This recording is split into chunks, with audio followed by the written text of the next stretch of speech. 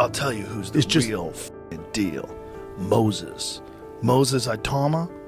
Do you know who that motherfucker is? The giant, that 20-year-old heavyweight. Oh yes. Bro. Yeah. Did you see what he did to Dillian Whyte? Yes, he's a problem. Bro. Yes. He's no a joke. problem. Yeah. That guy's Is he only real 20? problem. 20 years old. Yeah. Wow. He's just slightly older than Tyson was when he won the title, so he can't be the youngest guy to ever win the title. Damn. This motherfucker is so fast. He moves like a middleweight. I know. Here's Itauma. Look at that. Watch this Look guy. at that. It's great for what he do, his skills and his power and his attribute and he's smart. Yeah. He's definitely smart. He can box his ass off. That is a bad dude. You hear me?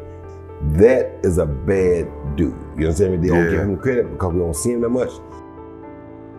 I know we're in the same weight class. I know we can fight each other, but when it comes to Moses, I enjoy watching him.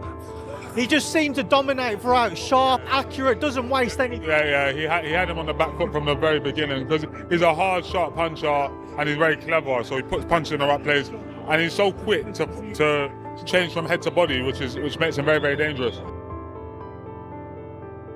In the brutal and unforgiving world of heavyweight boxing, it takes something truly special to make seasoned champions stop and pay attention. But that's exactly what rising prospect Moses Itauma has managed to do. Itauma, Look at that. watch this Look at guy. that.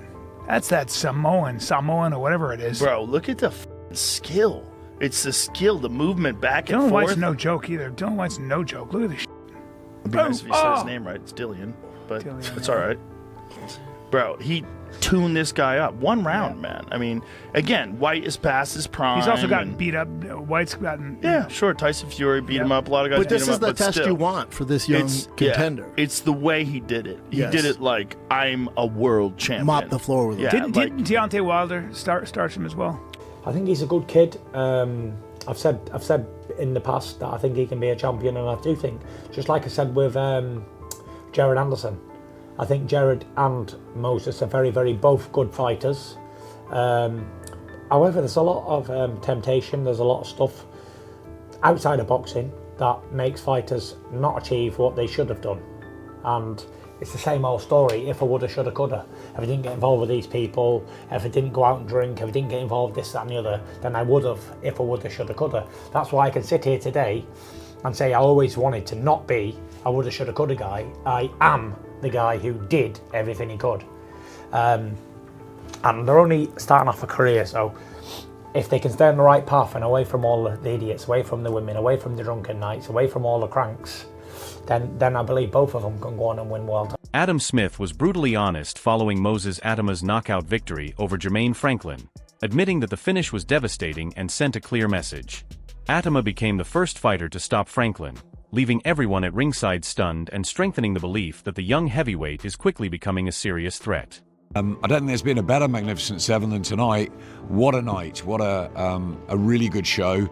Even matches, fantastic stories, drama, knockdowns, beautiful boxing. We had everything. I don't know what I'd go out remember. Obviously, Moses, dynamic, phenomenal, an incredible performance, and we're all sort of wow and excited about him. Indeed. And then with regards to Moses, obviously everyone's giving him the plaudits, which he fully deserves. Did you pick up any weaknesses? Anything that you think, oh, maybe they need to work on that? He got caught and he smiled. It was just in front of us. Yeah, I think that's good. You're going to get wet in boxing at some stage, and he's had everything go his way. Look, I mean, it was a 95% dominant performance, wasn't it? But it was good that Jermaine Franklin threw a few, and he was really brave in there. He could have sat it out after that temple shot in the third round, but the bell just about got there, and he came back a little bit in the fourth. And yeah, I just think Moses kept his composure. I think he wanted to get him out of there in very, very quick fashion, maybe in a round or two, and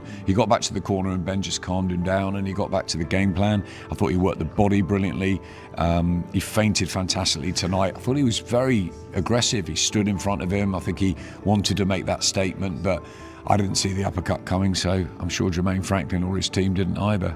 Former world champion Carl Froch, known for his brutally honest analysis, and veteran pundit Johnny Nelson, respected for his technical knowledge, were both highly impressed by Moses Itauma, pointing to his explosive knockout power and comparing it to a young Mike Tyson. But initially, I could see I liked how Moses was smart. He was clever. He didn't use his brute force as a big guy. He used brain. He boxed that southpaw style, jab to the head, jab to the body, veer the shots like he was on the punch bag. Kept his distance. Didn't get giddy and exciting. And that kind of calm and patience for a man at 20 years old, going into his biggest test at this stage. It doesn't matter what age Dillian was at. It was a case of how he dealt with the pressure and how he dealt with the pace, how he dealt with the situation. Do you remember when Frank Bruno staggered Mike Tyson? And he, oh my God, you get excited or you get drunk on the success.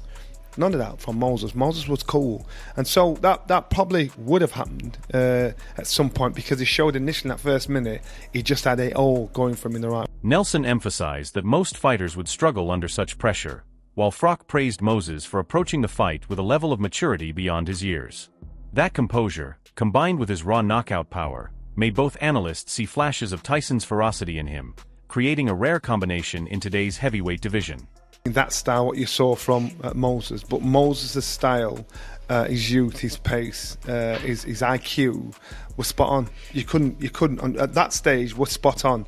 Kept his distance, used his footwork, in, out, in, jab, boom, and then varied it up, body, head, dummy to the head with that southpaw style. So both hands. That's a lot to deal with from a young gun that's there. So you saw Dillian having to back off and trying to regroup himself. But Moses was sharp enough and smart enough to keep his distance but keep the pressure at the same time. Yeah. So in a way, giving him no way out. And I think how he executed it was spot on. It was bang on. And you know what? I think a lot of people probably thought Moses was going to do the job, but I don't think anybody thought Moses would do the job. One of the biggest moments in Moses Itauma's rise came against Dillian Whyte, where analysts emphasized the significance of his performance. Itauma didn't simply win. He destroyed a proven and durable contender in just one round. It was a rare accomplishment that immediately caught attention and signaled his emergence as a serious force. Ask you this question.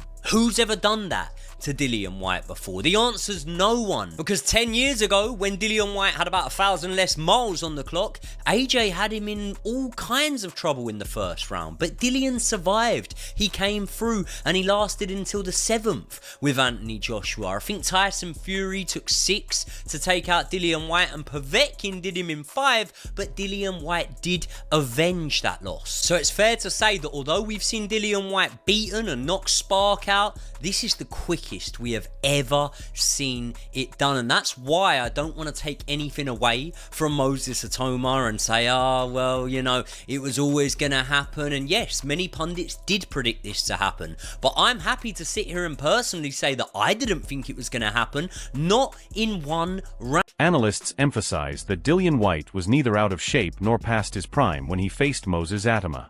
He remained an experienced and dangerous contender with credible victories and extensive experience at the highest level.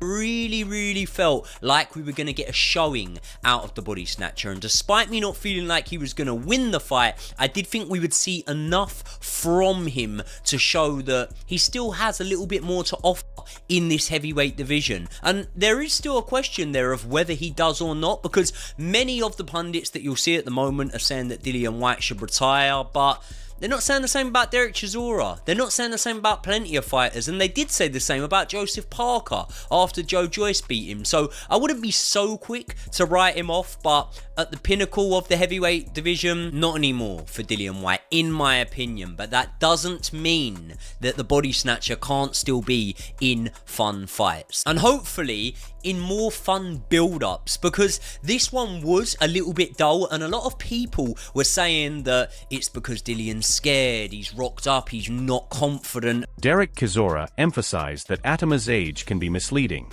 His aggression, composure, and hunger make him much more dangerous than many people expect. Chisora even criticized the matchmaking, suggesting that Whyte wasn't prepared to face such a high-risk opponent after a long layoff. Compare Moses to Mike Tyson, do you understand? Because no, you can't. You actually can't. So do you think it's a bit unfair that he? I mean, like everybody's trying to say he's like Mike Tyson's a lie. There's only one Mike Tyson. I don't know why we're trying to put his name again with Mike Tyson. No, he's Moses. He's Moses. Mike Tyson smokes weed. Mike Tyson, is a vicious guy. Moses is not that guy. Mike Tyson didn't have his dad around. Moses got his dad, his mum, his brothers. You cannot compare that. Even in the ring, it's different. Listen, guys didn't want to spar Mike Tyson. Yeah. Guys didn't want to fight Mike Tyson. You understand? Let me explain that to you, understand? People used to get to the stadiums before they opened to see Mike Tyson. Yeah. Mike Tyson is different. I think what Moses was comparing himself being to win it at 20 years of age. I don't care. There's only one Mike Tyson. You gotta compare. Is that right? I don't care. I'm with Derek on this. I'm certainly not going to argue. Moses is Moses. Yeah. He's got his own path. So we cannot compare Moses to Mike Tyson. We shouldn't. Never. Yeah. We could never do that. Yeah. There's always been one Muhammad Ali. Everybody's tried it and they cannot do it. Yes. Yeah? 100%. Do you understand? So people cannot say, oh, it's like mine. No. There's only one Mike Tyson and there's only one Muhammad Ali. That's it. And there only will ever be one Mike Tyson and one. Joseph Parker's trainer has also recognized Moses Itauma's rapid rise, describing him as the future of boxing. He even said that a fight between Parker and Moses would be exciting and significant for the young heavyweight. Such a matchup could potentially serve as a pathway to a world title.